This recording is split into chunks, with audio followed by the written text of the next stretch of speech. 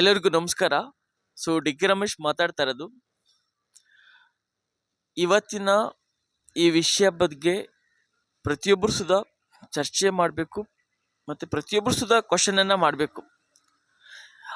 ಏನು ಈ ನೈಲ್ಸ್ ನಮಗೆ ರಸ್ತೆ ಏನು ಮಾಡಿದರೆ ಇದು ನಿಜವಾಗ್ಲೂ ಒಂದು ಹಗಲು ದರೋಡೆ ಅಂತಲೇ ಹೇಳಿದ್ರೆ ತಪ್ಪಾಗಲಾರದು. ಯಾವುದೇ ಒಂದು ಕಾಮಗಾರಿ ಪೂರ್ತಿ ಆದಮೇಲೆ ಟೋಲನ್ನು ಸಂಗ್ರಹ ಮಾಡಬೇಕು. ಇವರು ಬಡವರ ರೈತರ ಜಮೀನನ್ನು ಕಸ್ಕೊಂಡು ಇವ್ರ ದುಡ್ಡು ವಸೂಲಿ ಮಾಡೋದಕ್ಕೆ ಎಷ್ಟು ಬೇಕೋ ಅಷ್ಟು ರೋಡನ್ನು ಮಾಡಿಕೊಂಡು 23 ವರ್ಷದಿಂದ ಟೋಲನ್ನು ಕಲೆಕ್ಟ್ ಮಾಡ್ತಾ ಇದ್ದಾರೆ. ಯಾರು ಜಮೀನು ಕೊಟ್ಟಿದ್ದಾರೆ ಅವ್ರಿಗೆ ಇನ್ನೂ ಪರಿಹಾರ ಕೊಟ್ಟಿಲ್ಲ. ಯಾವ ರಸ್ತೆಗಳು ಮಾಡಬೇಕು ಆ ರಸ್ತೆಗಳನ್ನ ಮಾಡಿಲ್ಲ. ಆದರೆ ಇವರು ಟೋಲ್ ಬರೋದಕ್ಕೆ ಎಷ್ಟು ಬೇಕೋ ಆ ರೋಡನ್ನು ಮಾಡಿಕೊಂಡು 23 ವರ್ಷದಿಂದ ಇವತ್ತು ನಿಜವಾಗ್ಲೂ 200 ರೂಪಾಯಿ 300 ರೂಪಾಯಿ ಒಂದು ಬೈಕ್ಗೆ 100 ರೂಪಾಯಿ ತೆಗೆದುಕೊಳ್ತಾರೆ. ಹೆಚ್ಚು ಕಮ್ಮಿ ಬೈಕ್ಗೆ 100 ರೂಪಾಯಿ ತೆಗೆದುಕೊಳ್ತಾರೆ. ಅಂದರೆ ಒಂದು ತಿಂಗಳಿಗೆ 300 ಕೋಟಿಯನ್ನು ವಸೂಲಿ ಮಾಡ್ತಾ ಇದ್ದಾರೆ. ತಿಂಗಳಿಗೆ 300 ಕೋಟಿ ಅಂದರೆ ವರ್ಷಕ್ಕೆ ಎಷ್ಟಾಯಿತು? 23 ವರ್ಷಕ್ಕೆ ಎಷ್ಟು ಕೋಟಿ ದುಡ್ಡಾಯಿತು? ಹಗಲು ದರೋಡೆ ಅಂದರೆ ಅದಕ್ಕೆ ಎಕ್ಸಾಂಪಲ್ ಇದೆ ಅಂತಲೇ ಹೇಳ್ಬೋದು. 300 ರೂಪಾಯಿ 400 ರೂಪಾಯಿ 500 ರೂಪಾಯಿ ಗಂಟ ಮಾಡ್ತಾರೆ. ಅಂದರೆ ಒಬ್ಬ ಗಾಡಿ ತೆಗೆದುಕೊಂಡನು ಗಾಡಿ ಇನ್ಸೂರೆನ್ಸ್ ಕಟ್ಟಬೇಕು, ರೋಡ್ ಲೈಸೆನ್ಸ್ ಕೊಡಿಸ್ಬೇಕು, ಎಲ್ಲದು ಕಟ್ಟೋದಲ್ದೇ ಟೋಲು ಸುಧಾ ಕಟ್ಟಬೇಕು. ಅಂದರೆ ಈ ಸರ್ಕಾರಗಳು ಕೆಲವೊಂದು ಖಾಸಗಿ ಕಂಪನಿಗಳು ಬಡವರ ರಕ್ತನ ಈರ್ತಾ ಇದ್ದಾರೆ. ಇದಕ್ಕೆ ಖಂಡಿತವಾಗಿಯೂ ನಮ್ಮ ಗೌರ್ಮೆಂಟ್ ಸರ್ಕಾರ ಏನಿದೆ ತಕ್ಷಣವೇ ಇದನ್ನು ಸ್ಟಾಪ್ ಮಾಡಬೇಕು. ತಮಗೆ ಟೇಕ್ ಓವರ್ ಮಾಡ್ಕೊಬೇಕು. ಕುಮಾರಸ್ವಾಮಿ ಅಣ್ಣವರು ಇವತ್ತು ಹೋರಾಟನ ಮಾಡ್ತಾ ಇದ್ದಾರೆ. ಕ್ವಶನನ್ನು ಕೇಳ್ತಾ ಇದ್ದಾರೆ. ಕೋರ್ಟು ಸುಧಾ ಹೇಳಿದೆ, ಇವರು ಕೋರ್ಟ್ಗೂ ಸುಧಾ ಮರ್ಯಾದೆ ಕೊಡ್ತಾ ಇಲ್ಲ. ಅಂದರೆ ಒಂದು ರೂಲ್ಸ್ ಮಾತ್ರ ಏನಾದ್ರು ಜಾರಿಗೆ ಬಂದರೆ ಇವ್ರಿಗೆಲ್ಲ ಅದು ಅಪ್ಲಿಕೇಬಲ್ ಆಗೋದಿಲ್ಲ. ಅವ್ರು ಏನಂತ ಹೇಳಿರೋದು, ರೋಡನ್ನು ಪೂರ್ತಿ ಮಾಡಿ ನೀವು ಟೋಲನ್ನು ಕಲೆಕ್ಟ್ ಮಾಡಬೇಕಂತ. ನಿಮ್ಮ ಟೋಲ್ ಕಟ್ಟೋದಕ್ಕೆ ಯಾವ್ದು ಮಾತ್ರ ರೋಡ್ ಮಾಡಿಕೊಂಡು ಟೋಲ್ ಕಲೆಕ್ಟ್ ಮಾಡಿ ಅಂತ ಹೇಳಿಲ್ಲ. ಇವರು ಕೋರ್ಟ್ಗೂ ಸುಧಾ ಮರ್ಯಾದೆ ಕೊಡ್ತಾ ಇಲ್ಲ.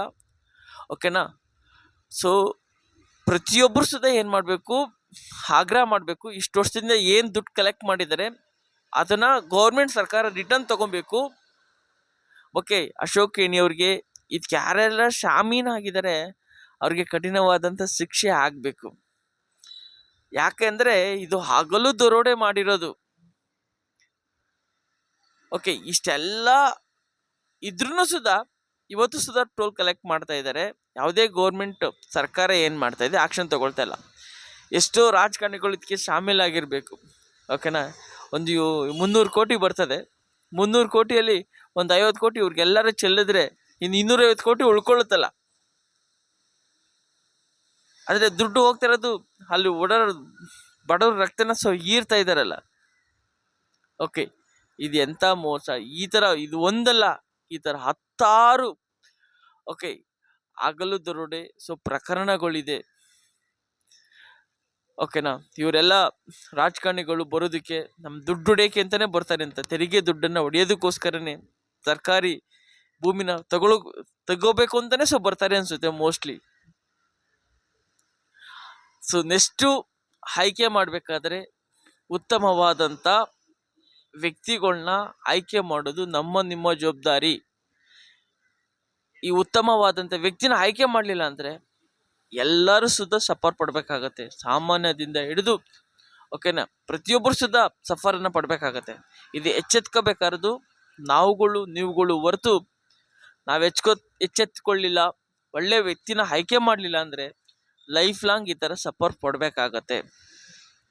ಹಾಗಾಗಿ ಪ್ರತಿಯೊಬ್ಬರು ಸುಧಾ ಕ್ವಶನ್ ಮಾಡ್ರಿ, ಕಲೀರಿ, ಒಂದು ಟ್ಯಾಗ್ ಮಾಡ್ರಿ. ಇವತ್ತು 300 ಕೋಟಿ ಉಸುಲಿ ಮಾಡ್ತಾ ಇದೀಯ. ಯಾರು ದುಡ್ಡದು? ರೈತರಿಗೆ ಪರಿಹಾರನೂ ಕೊಡಲಿಲ್ಲ, ರೋಡೂ ಮಾಡಲಿಲ್ಲ. ಓಕೆ, ಇವ್ರು ಮಾತ್ರ ತಿಂಗಳಿಗೆ 300 ಕೋಟಿ ಎಣಿಸ್ಕೊಳ್ತಾರೆ ಅಂದರೆ ಓಕೆನಾ, ಯಾವ ಸೀಮೆ ನ್ಯಾಯ ಇದು? ಓಕೆ, ಕುಮಾರಣ್ಣವರು ಇದ್ರ ಬಗ್ಗೆ ಎತ್ತಿದ್ದಾರೆ. ಓಕೆನಾ, ಕುಮಾರಣ್ಣವ್ರಿಗೆ ಕೈ ಜೋಡ್ಸೋಣ. ಒಳ್ಳೆ ಕೆಲಸ ಯಾರೇ ಮಾಡಿದ್ರು ಸುದ ಕೈ ಜೋಡ್ಸೋಣ. ಯಾವ ಪಕ್ಷದವ್ರು ಮಾಡಿದ್ರು ಸುದ ಒಳ್ಳೆ ಕೆಲಸ ಮಾಡೋದಕ್ಕೆ ಕೈ ಜೋಡ್ಸೋಣ. ಹಾಗಾಗಿ ವಿಷಯದಲ್ಲಿ ಕುಮಾರಣ್ಣವ್ರಿಗೆ ಎಲ್ಲರೂ ಸುದ ಬೆಂಬಲವನ್ನ ಕೊಡಿ. ಪ್ರತಿಯೊಬ್ಬರು ಸುದ ಕ್ವಶನ್ ಅನ್ನ ಮಾಡಿ ಈ ಟೋಲನ್ನು ಓಕೆ ಈ ಸರ್ಕಾರ ಇಮಿಡಿಯೇಟ್ಲಿ ಆಗಿ ಓಕೆ ಟೇಕಪ್ ಮಾಡ್ಕೋಬೇಕಾಗತ್ತೆ. ಓಕೆನಾ, ಏನು ಇಷ್ಟು ವರ್ಷ ಟೋಲ್ ಕಲೆಕ್ಟ್ ಮಾಡಿದ್ದಾರೆ ಆ ದುಡ್ಡನ್ನು ಸರ್ಕಾರ ರಿಟರ್ನ್ ತಗೋಬೇಕು. ಅವ್ರೇನು ಖರ್ಚು ಮಾಡಿದ್ದಾರೆ ಆ ದುಡ್ಡು ಬಿಟ್ಟು ಈ ಮಿಕ್ಕಿದೆಲ್ಲ ಉಸ್ಲಿ ಮಾಡಿದಾರಲ್ಲ ಅದನ್ನ ರಿಟರ್ನ್ ತಗೋಬೇಕು. ಮತ್ತು ಯಾರು ಜಮೀನು ಕಳ್ಕೊಂಡಿದ್ದಾರೆ 20 ವರ್ಷದಿಂದ ಕೋರ್ಟ್ಗೆ ಅಲ್ದಾಡ್ತಾರಲ್ಲ ಅದ್ರ ಪೇನ್ ಯಾರು ಗೊತ್ತಾಗುತ್ತೆ ಗೊತ್ತಾ? ಯಾರು ಕೋರ್ಟ್ಗೆ ಹಲ್ದಿದ್ದಾರೆ ಅವ್ರಿಗೆ ಅವ್ರ ಕಷ್ಟ ಏನು ಅಂತ ಗೊತ್ತಾಗತ್ತೆ. ಹಲ್ದಿದ್ದವ್ರಿಗೆ ಏನು ಗೊತ್ತಾಗೋದಿಲ್ಲ. ಅವ್ರಿಗೆ ಪರಿಹಾರನ ಕೊಡಬೇಕು. ಈ ದುಡ್ಡನ್ನು ಕಲೆಕ್ಟ್ ಮಾಡಿದಾರಲ್ಲ ಆ ದುಡ್ಡನ್ನು ತೆಗೆದುಕೊಂಡು ಈಗಿನ ವ್ಯಾಲ್ಯೂ, ಆವಾಗಿನ ವ್ಯಾಲ್ಯೂಗಲ್ಲ, ಈಗಿನ ಏನು ವ್ಯಾಲ್ಯೂ ಇದೆ, ಮಾರ್ಕೆಟ್ ವ್ಯಾಲ್ಯೂ ಇದೆ, ಆ ಪ್ರಕಾರವಾಗಿ ಈ ರೈತರಿಗೆ ಪರಿಹಾರನ ಕೊಡಬೇಕು ಅಂತ ಹೇಳ್ತಾ ನನ್ನ ಮಾತನ್ನು ಮುಗಿಸ್ತಾ ಇದ್ದೀನಿ. ಮೂಕ ಪ್ರಜೆಗಳಾಗಬೇಡಿ.